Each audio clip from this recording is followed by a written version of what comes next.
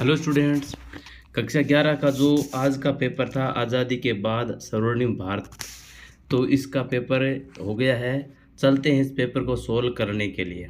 आगे के पेपर्स के सॉल्यूशन देखने के लिए मेरे चैनल को सब्सक्राइब कीजिए।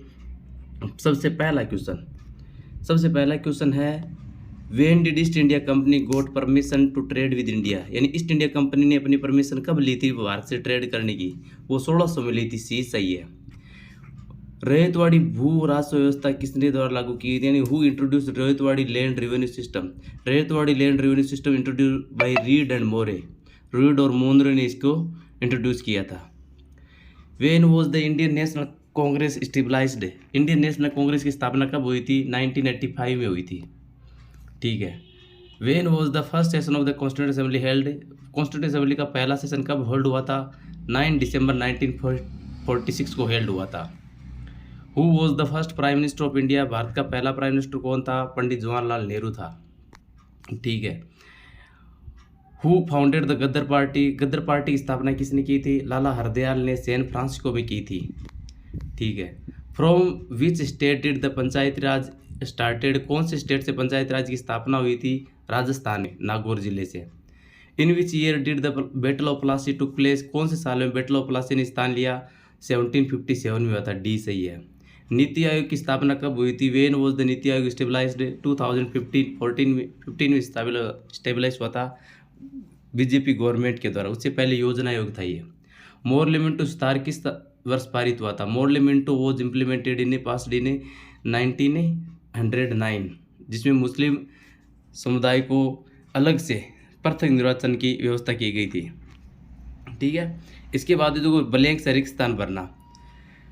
Gandhi Sagar dam was located in MP, Madhya Pradesh में स्थित है, चंबल नदी पर। Chairman of the drafting committee? Drafting committee के चेयरमैन डॉक्टर बी.आर. अम्बेडकर है। Discovery of India was written by Jawaharlal Nehru? Jawaharlal Nehru के द्वारा डिस्कवरी ऑफ इंडिया रिटन की गई है। India's first nuclear reactor was stabilise in 1956? Bharat का जो पहला न्यूक्लियर रिएक्टर है वो 1956 में स्थापित हुआ था। The first chairman of the atomic energy commission was doctor Homi Jehangir Bhabha. Doctor Homi Jehangir Bhabha है, वो पहले एटॉमिक एनर्जी के चेयरमैन थे। ठीक है। India association was founded Surendra Nath Banerjee? India association है वो सुरेंद्र नाथ बनर्जी के द्वारा फाउंडेड हुआ था। Central Leather Research Institute located in Chennai? Central जो लेदर इंस्टीट्यूट है वो चेन्नई में स्थित है।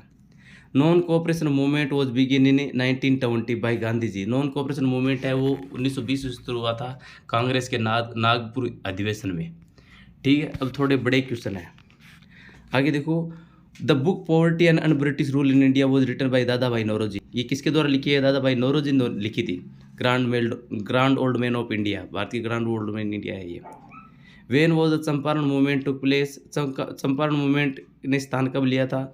1917 में लिया था। ठीक है। 1917 में चंपारण मूवमेंट हुआ था गांधी जी के द्वारा, जो बिहार के चंपारण जिले के जो किसान थे उनके साथ जमींदारों का अन्याय किया गया था। When was the regulating act was passed? Regulating act कब पास हुआ था? 1773 में पास हुआ था। ठीक है। अगला देखो, who is considered the father of the Indian space research? Father of Indian space research के किसको माना जाता है? डॉक्टर विक्रम साराभाई को माना जाता है। Who was the first president of the Indian National Congress? Indian National Congress के फर्स्ट प्रेसिडेंट कौन है? सुरेंद्र नाथ बनर्जी है। Where was the Bharat Electronics Limited stabilized? Bharat Limited Electronics कब स्थापित हुई थी? बेंगलुरु में हुई थी, कर्नाटक बेंगलुरु में। ठीक है। When was the University Grant Commission stabilized? University Grant Commission कब स्थापित हुआ था? 1956 में स्थापित हुआ था, 1956 में। Under which act the rule of the east India company rule ended in British India? यानी किस एक्ट के तहत ब्रिटिश इंडिया कंपनी का रूल है वो समाप्त हो गया था? वो था 1857 की क्रांति के बाद गवर्नमेंट ऑफ इंडिया एक्ट 1958 में। Who wrote the book planned economy for India? Planned economy for India किसने लिखी थी? डॉक्टर विश्वेश्वरैया ने लिखी थी। Where was the first IIT established in India? Bharat में पहली IIT कहाँ स्थापित हुई थी? है ना, खड़गपुर में स्थापित हुई थी पहली IIT। Who recommended the Panchayati Raj system? Panchayati Raj system को किसने सिफारिश की थी? बलवंत राय मेहता कमेटी ने सिफारिश की थी। और राजस्थान के नागौर जिले में सबसे पहले त्रिस्तरीय पंचायती राज की स्थापना हुई थी बलवंत राय मेहता कमेटी की सिफारिश पर। ठीक है। Right the main feature of the government of India act 1919। Government of India act 1919 का मेन फीचर बताना। ये चेम्सफोर्ड, मॉन्टेग चेम्सफोर्ड एक्ट था, ठीक है। उसमें dyarchy at the provincial level, यानी प्रांतों में भी डायआर्की स्थापित की गई थी। 1909 में डायआर्की शुरू हो गई थी सेंट्रल लेवल पर, लेकिन प्रोविंशियल लेवल पर भी, प्रांतों में भी डायआर्की स्थापित हो गई थी। डायआर्की का मतलब होता है कि जो पावर है वो British, main power British government के पास थी, और जो कम, जो वित्तीय पावर थी, कम पावर थी, वो प्रांतों को दी गई थी। डायआर्की थी, यानी पावर को डिवाइड किया गया था, ठीक है। Explain Nehru's democratic policy, democratic socialism. Nehru का जो डेमोक्रेटिक सोशलिज्म है उसको बताओ। देखो, नेहरू ने बताया था कि state has the control of all the resources, कि सरकार के पास जितने भी संसाधन है उसका कंट्रोल रहेगा। और नेहरू ने यह भी बताया था कि पूंजीवादी और जो समाजवादी दोनों के बीच में एक रास्ता निकाला जाना चाहिए। Write the objective of India's nuclear energy programme. Bharat का जो न्यूक्लियर एनर्जी प्रोग्राम है उसके ऑब्जेक्टिव्स बताने हैं। देखो, भारत के न्यूक्लियर जो प्रोग्राम है उसका ऑब्जेक्टिव है to achieve long term energy security, कि लंबे टर्म की जो एनर्जी सिक्योरिटी है उसको प्राप्त करना, और रिड्यूस रिलायंस ऑन फ्यूजल फ्यूल्स, और जो फ्यूजल फ्यूल्स है, जो पेट्रोल डीजल है, उनकी निर्भरता को कम करना, ये मेन उद्देश्य थे। बॉम्बे प्लान से क्या समझते हो? What do you understand by Bombay plan? Bombay plan क्या है? A proposed economic blueprint of India's development है। बॉम्बे प्लान है वो एक प्रस्तावित आर्थिक ब्लूप्रिंट है भारत के विकास का। योजना आयोग का गठन किन उद्देश्यों की पूर्ति करता है, यानी what is the purpose of the Yojana Aayog? To assess the resources of the country, देश के जो संसाधन उनको असेस करना, उनका अनुमान लगाना, और make plans for the development, और डेवलपमेंट के लिए प्लान्स बनाना, ये उद्देश्य है। Why did the Indians opposed Simon commission? भारतीयों ने साइमन कमीशन का विरोध क्यों किया था? क्योंकि no Indian member was in the Simon commission. भारतीयों ने इसलिए विरोध किया गया था कि साइमन कमीशन कोई भी भारतीय नहीं था, इसलिए विरोध किया गया था, ठीक है। आगे देखो, what do you understand by the secularism? Secularism का क्या मतलब है? सेक्युलरिज्म का मतलब होता है डिस्क्रिमिनेशन ऑफ प्रोहिबिटेड, भेदभाव निषेध है इसमें, यानी गवर्नमेंट और no one can discriminate any person on basis of religion. धर्म के आधार पर कोई भेदभाव नहीं करता। स्टेट हैज़ नो रिलीजन, और सरकार का कोई धर्म नहीं है। And right to adopt any religion and propagate it, किसी भी धर्म को अडॉप्ट करने का अधिकार है नागरिक को। Right 3 objective of the second 5 year plan. Second 5 year plan के 3 उद्देश्य बताने हैं देखो। फर्स्ट 5 ईयर प्लान, पहला उद्देश्य है to make self sufficient in food grain production.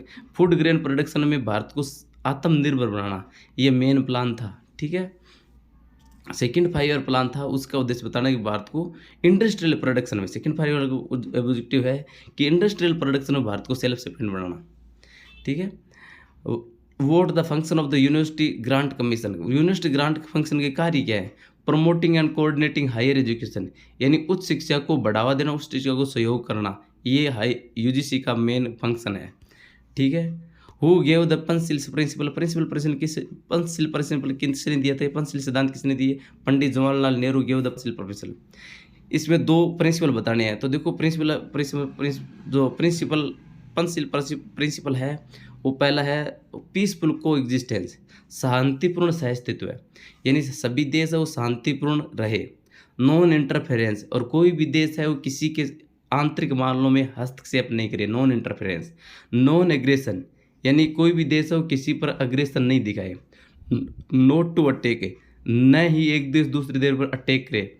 और म्यूचुअल रेस्पेक्ट, और आपसी सम्मान करे, एक दूसरे का सम्मान करे। ये था मेन पंचशील सिद्धांत नेहरू के 5। What are the problem in the country at the time of independence? Independence के समय में भारत की प्रॉब्लम्स क्या थी?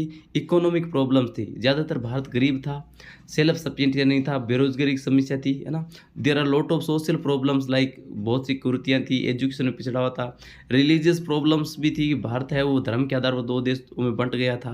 तो there are lot of challenges at the time of independence.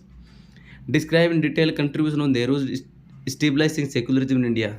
Nehru का योगदान बताना है सेक्युलरिज्म स्टेबलिश करने में, यानी उस टाइम भारत है वो धर्म के आधार पर 2 भागों में विभाजित हुआ था, लेकिन नेहरू ने कहा कि भारत है वो एक हिंदू राष्ट्र नहीं है, भारत एक पंथ निरपेक्ष है, सभी धर्मों का यहाँ रेस्पेक्ट होगी, किसी भी के साथ कोई भेदभाव नहीं होगा, डिस्क्रिमिनेशन प्रोहिबिटेड है, state don't have any religion, state का कोई धर्म नहीं है। और नेहरू ने स्पेशल कहा था कि politics and religion are two separate things, they shall not be interchange, कि पॉलिटिक्स और रिलीजन दोनों अलग अलग चीज़ें, उनका इंटरसेक्ट नहीं होना चाहिए, ठीक है ना। ये नेहरू ने बताया था। Planning commission has played in important role in plan development of India, explain the statement detail. यानी प्लानिंग कमीशन है वो, उसने एक बहुत ही महत्वपूर्ण रोल प्ले किया है plan development of India, Bharat के प्लान डेवलपमेंट में, इसको एक्सप्लेन करना। यानी प्लानिंग कमीशन 1951 में स्थापित हुआ था। इसका मेन उद्देश्य था भारत को आत्मनिर्भर बनाना हर क्षेत्र में, एग्रीकल्चर में, उद्योगों में, ऊर्जा में, हर क्षेत्र में भारत को आत्मनिर्भर बनाना, ये प्लानिंग कमीशन का मेन रोल था और इस बखूबी निभाया था उसने। Nehru's views on democracy, Nehru के जो व्यू थे डेमोक्रेसी में बहुत ही इंपॉर्टेंट थे, है ना। ये बड़े क्वेश्चन है, आप एक्सप्लेन कर सकते हो, यहाँ लिखने की जगह ही नहीं है। Describe the achievements of the 5 year plans, 5 year plans के अचीवमेंट्स बताने हैं। बहुत बड़े अचीवमेंट्स थे 5 ईयर प्लान्स के। देखो फर्स्ट 5 ईयर प्लान्स था, 5 ईयर प्लान्स के बहुत अचीवमेंट्स थे। नेशनल इनकम बढ़ी थी, पर कैपिटा इनकम बढ़ी थी, कई प्रकार की IITs और डैम्स स्थापित हुए थे, है ना। ये फर्स्ट 5 ईयर प्लान्स के अचीवमेंट्स हैं। नॉन अटैचमेंट, ऐसी basic of the symptoms of non attachment. Non attachment ऐसी लिखनी है, यानी किसी के साथ, किसी भी देश के साथ नॉन अलाइनमेंट जिसको कहते हैं, कि कोई भी देश किसी के साथ शामिल नहीं होगा या शामिल होकर आक्रमण नहीं करेगा। पंचशील सिद्धांत जो मैंने पहले ही बता दिए, 5 सिद्धांत दिए हुए हैं। Peaceful coexistence, non interference, non aggression, non attachment, not to attack, mutual respect, ये पंचशील सिद्धांत थे नेहरू के, ठीक है। तो ये था आपका पूरा पेपर, मैंने पूरा उत्तर बता दिया है, ठीक है।